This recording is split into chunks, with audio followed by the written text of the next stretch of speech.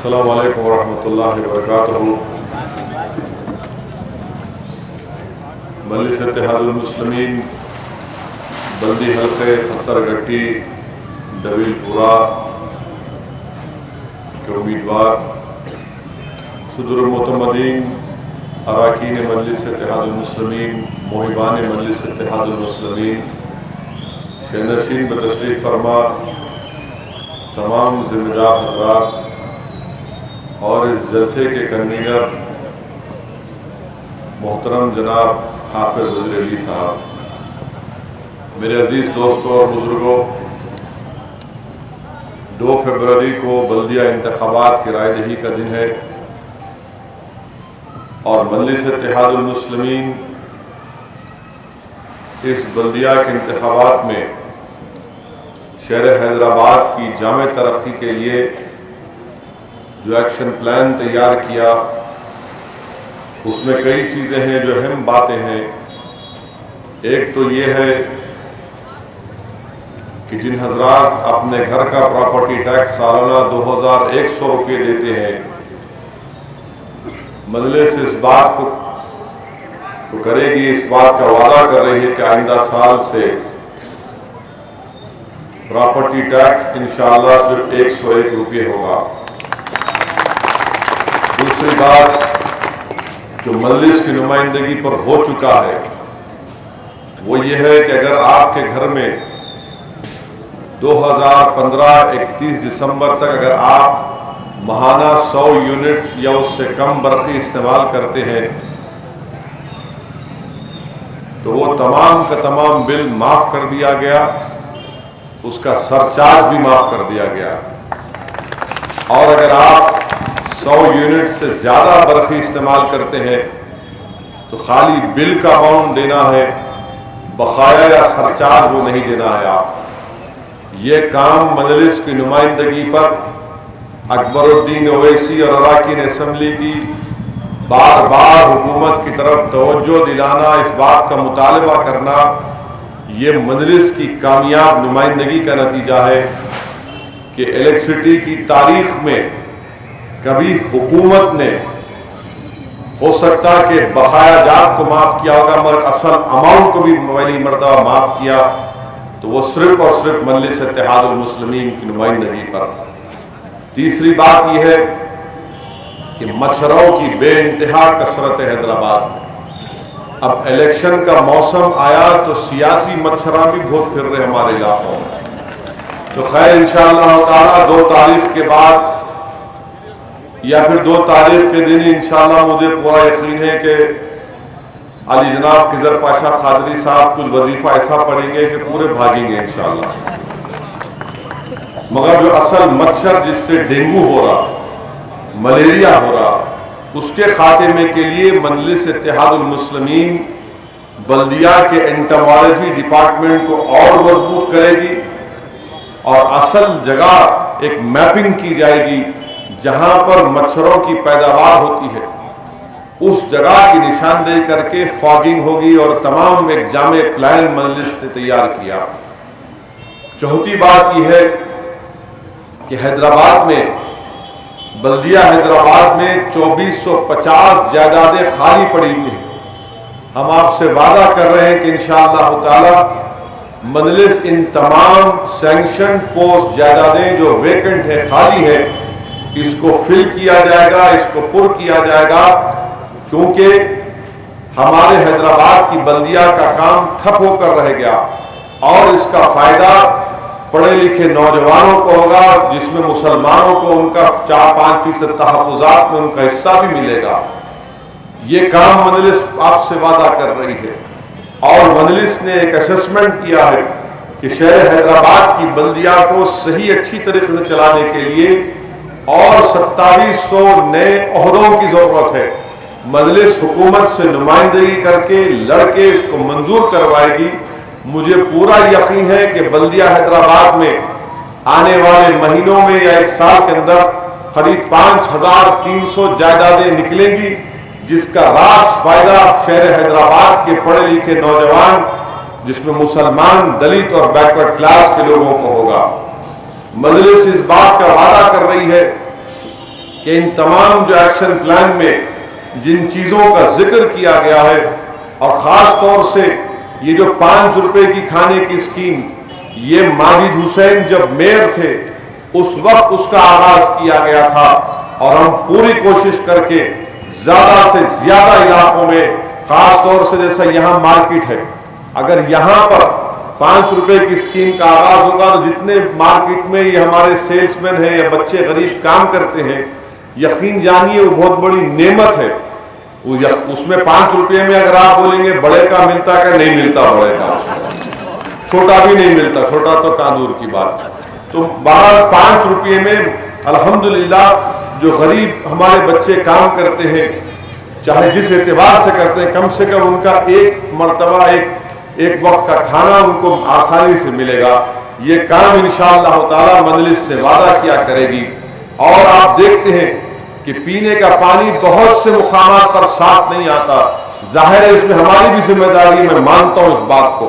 हम दिन रात कोशिश कर रहे हैं मगर साफ पानी मुहैया नहीं हो रहा है, और इसका रास्त असर ये हो रहा है कि छोटे बच्चे और ज़ईफ हजरात बीमार पड़ जाते हैं। मजलिस आपसे वादा कर रही है कि पूरे शहर में 1500 वाटर प्लांट लगाए जाएंगे, जिसमें पीने का पानी बिस्लरी और किनली के पानी से ज्यादा साफ और शफाफ आएगा।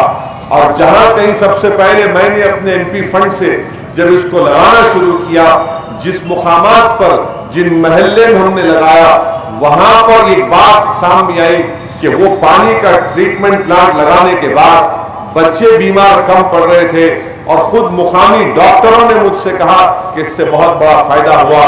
मजलिस पूरे शहर में 1500 ऐसे ट्रीटमेंट प्लांट को लगाएगी।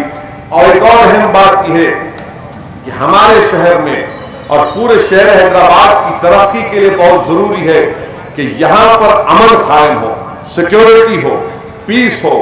अगर अमन कायम रहेगा तो कारोबार होगा, और जब कारोबार होगा तो इसका फायदा पूरे शहर के हैदराबाद की आवाम को होगा। और मजलिस इस बात का इरादा कर चुकी है कि बल्दिया के फंड से पहले साउथ जोन, वेस्ट जोन, या पूरे शहर में माजी में जहां पर हिंदू मुसलमान फसादात होते थे, ऐसे हिसास मुकामात में, हिसास पुलिस स्टेशन की लिमिट्स में वीडियो सीसीटीवी कैमरास लगाएंगे, ताकि दोनों कम्युनिटीज को, मुसलमान, हिंदू या दलित जो भी हो, उनमें एतमाद पैदा हो कि जो कोई भी शर करेगा कैमरा उसको कैच करेगा और वही गिरफ्तार होगा। वरना होता क्या कि गड़बड़ हो जाती, गड़बड़ का नतीजा ही निकलता कि मार्केट ठप हो जाती, और उसके बाद पकड़ियां शुरू होती, कई मासूम बच्चे पकड़े जाते। तो सीसीटीवी कैमरास लगाएंगे, और साथ ही साथ जो ये बस स्टैंड के पास ऐसे मुकामात पर कई जगह पर चेन स्नैचिंग हो रही है, इससे अल्हम्दुलिल्लाह अगर ये काम पहले हो जाएगा तो बहुत हद तक इसकी रोकथाम होगी। ये काम मजलिस कर रही है। और साथ ही साथ मैं आपको बताऊं कि मजलिस की नुमाइंदगी पर जितने शहर हैदराबाद में स्लॉटर हाउसेस थे, चाहे वो रमनसपुरे का हो, गोलीपुरे का हो, अगर उसको मॉडर्नाइज किया गया तो मजलिस की नुमाइंदगी पर किया गया। और ये काम बहुत जरूरी है। अगर स्लॉटर हाउसेस मॉडर्नाइज होंगे तो यकीनन गोश्त साफ और बेहतरीन क्वालिटी का लोगों को फराहम होगा। और जो बात आजकल चल रही है कि टीवी के ऊपर, कई मुख्तलिफ टीवी चैनलों के ऊपर मेरी तकरीर के उस जुमले को दिखाया जा रहा है। मैं शुक्रगुजार हूं टीवी चैनलों का कि आप घर बैठे मेरे को पब्लिसिटी दे रहे और दिखाइए। आप, मेरी तकरीर क्या थी कि मैंने अपने तकरीर में कहा था कि शहर हैदराबाद से तेलुगु देशम और बीजेपी या फिरका परस्त ताकतों को, जिसमें कांग्रेस भी शामिल है, इन दूध के धुले में नहीं है, ऐसे लोगों को इख्तिदार से दूर रखना है। इसलिए कि महाराष्ट्र में जहां पर शिवसेना बीजेपी का इख्तिदार रहा, कई बल्दियात में रेजोल्यूशन पास करके 4-4 दिन, 5-5 दिन गोश्त की दुकानों को बंद रख दिया गया, गोश्त की दुकानों को बंद रख दिया गया। अब आपको मैं बता रहा हूं कि शहर हैदराबाद में कितने बकरे कटते रोज? 10,000 बकरे कटते। शहर हैदराबाद में गाय को छोड़कर, क्योंकि गाय पर कानून है, नहीं काट सकते, उससे हटकर बड़ा जानवर कितना कटता? रोज 3000 कट्टा, 10,000 बकरे, 3000 बड़ा जानवर, 13,000 जानवर हैदराबाद की आवाम के लिए कटता। अगर मिसाल के तौर पर कोई ये संघ परिवार के लोगों का इख्तियार मिल गया, रेजोल्यूशन पास करेंगे, कानून बनाएंगे, एक दिन दुकान बंद होगी या एक दिन मार्केट में जानवर नहीं आएगा तो किसका नुकसान होगा? किसका नुकसान होगा बताइए आप? शहर हैदराबाद के सबका नुकसान होगा। और फिर ये बोलना नहीं आप ही गोश्त खाते दूसरे नहीं खाते, नहीं भाई सब खाते, बदनाम हम होते, गोश्त पूरे खाते। कल्याणी होटल में जाओ आप, बिस्मिल्लाह होटल में जाओ, ऐसा लगता है कि कौमी यकजहती काउंसिल की मीटिंग हो रही है, उसमें पूरे तबके के लोग बैठे हुए हैं, मुसलमान नॉन सब बैठ के गबाब खा रहे उसमें। चौक के पास कल्याणी बिरयानी जाके देखो आप, कौन खाते? पूरे इंटर कम्युनल है, सब बैठ के खा रहे। अब टीवी चैनल वाले दिखा रहे, उसको बोल रहे ऐसा बीफ के ऊपर वोट मांग रहे। अरे बीफ के ऊपर कहीं वोट मांगेंगे? बीफ के ऊपर? अरे बोले बीफ के ऊपर, हुआ नहीं हुआ बंबई में? क्या अखलाक तो नहीं मारा गया? बीफ के ऊपर मारा गया, नहीं मारा गया? इसके ऊपर नहीं बोले, नहीं असदुद्दीन ओवैसी बोले, यानी कुछ भी बोलो दिखाते हो। अच्छी बात है, दिखावा, मेरे चेहरे से इतनी मोहब्बत है, बहुत अच्छा, बहुत अच्छा है, ये जमहूरियत की निशानी है। मैं तो सहाफियों का, टीवी चैनलों का दिल की गहराइयों से शुक्रगुजार हूं कि आप मुझे दिखा रहे हैं अपने टीवी चैनल पर, और दिखाइए। 2 तारीख तक रोज दिखाओ भाई, इलेक्शन रोज दिखाओ मेरे को। मगर ये हकीकत है कि ये इन लोगों को रोकना जरूरी है।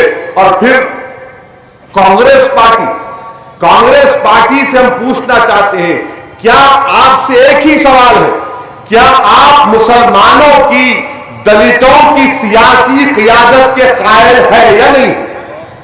क्या आप मुसलमानों की क़ियादत के कायल है या नहीं? ये बोलेंगे नहीं है। अरे फिर आप कौन होते मेरी नुमाइंदगी करने वाले? हिंदुस्तान की जमहूरियत में क्या कांग्रेस ठेका लेके बैठी है मेरा? महाराष्ट्र में मजलिस गई, जीती वहां पर, तो बोले मजलिस ओवैसी गई। बेंगलुरु गए, मजलिस ओवैसी गई। बिहार गए, अरे देखो गए। अरे क्यों नहीं जानो?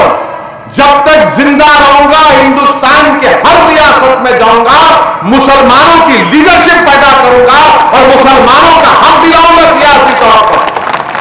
कांग्रेस बोलती नहीं, हम आपके, आप हमारे पीछे काम करना, हम आपके लीडर हैं। अरे तुम कौन होते मेरे? मैं तुम्हारे पीछे नहीं, इंशाअल्लाह ताला तारीख को वक्त दिखाएगा कि तुम मेरे पीछे आकर काम करोगे इंशाअल्लाह ताला। 60 साल हम तुम्हारे पीछे गए, 60 साल तुम्हारे पीछे गए। हाफिज साहब बैठे हुए, कभी गाय बछड़ा था तो हम पीछे गए उनके, गाय बछड़ा था निशान, जब भी तुम्हारे पीछे के अपने होता भाई। अब तुम्हारे बछड़े के पीछे नहीं जा सकते हम, ये बछड़ा तुम्हारा मुबारक, उन्हें होगा तो खैर दुआ, मेरे को उससे मतलब नहीं। अब हम अपनी क़ियादत को बनाएंगे, लीडरशिप को पैदा करेंगे, जमीन से लेकर ऊपर तक हिंदुस्तान की हर रियासत में इंशाअल्लाह ताला मुसलमानों के और दलितों की पॉलिटिकल लीडरशिप उभरेगी, जो कांग्रेस और बीजेपी से मुकाबला करेगी। ये दोनों दुकान खोल के बैठे हुए हैं, बीजेपी को उस तनकीद करे तो बोलते देखो मजलिस एंटी नेशनल है, कांग्रेस की मुखालिफत करे तो बोलते देखो ये कम्युनल है। क्या भाई, क्या दुकान खोल के बैठी है भैया? अदालत के सामने टेबल पर 2 लोग बैठते, देखो आप स्टैम्प मारते हुए, इनवाए तो स्टैम्प मारेंगे नेशनलिज्म का, उनवाए तो सेकुलरिज्म का मानेंगे, यानी दोनों मिले हुए। अरे अगर हिंदुस्तान के इख्तियार पर मोदी आया तो कांग्रेस की वजह से आया। 208 तुम्हारे पास एमपी थे, तुम में इतनी काबिलियत नहीं थी, तुम में इतनी अहलियत नहीं थी, तुम में इतना अखलास नहीं था, जिसकी बुनियाद पर 208 से तुम 45 पे आ गए। 208 से तुम 45 पे आ गए और बीजेपी 285 पे चले गए। इसका जिम्मेदार मजलिस है क्या? तुम जिम्मेदार हो। तुम गुजरात में बीजेपी को नहीं हरा सके, 3-3 बार जीत गया उन्हें, वहां से जीतकर हिंदुस्तान के सल्तनत पर जाकर बैठ गया। और आप क्या करते बैठे? 10 साल आपके प्राइम मिनिस्टर थे, आप बीजेपी को नहीं रोक सके, तख्तरी में रखकर बीजेपी को इख्तियार दिए और यहां पर आकर सेकुलरिज्म कम्युनिज्म। अरे बहुत हो चुका, ये गाना पुराना हो गया, अब ये गाना चलने वाला नहीं है। बहरहाल वक्त खत्म है। मैं अपनी बात को इस बात पर खत्म करूंगा कि कांग्रेस, तेलुगु देशम, बीजेपी के 4 लोग बैठ के गुफ्तगू कर रहे थे। अरे भाई, पुराने शहर में क्या चल रहा? तो पीछे से वजीर अली साहब की मुस्कुराती हुई शर्माते बोले, मियां यहाँ फाग भी नहीं चल रहा, खाली मजलिस चल रहा, पता ही चल रहा। शुक्रिया।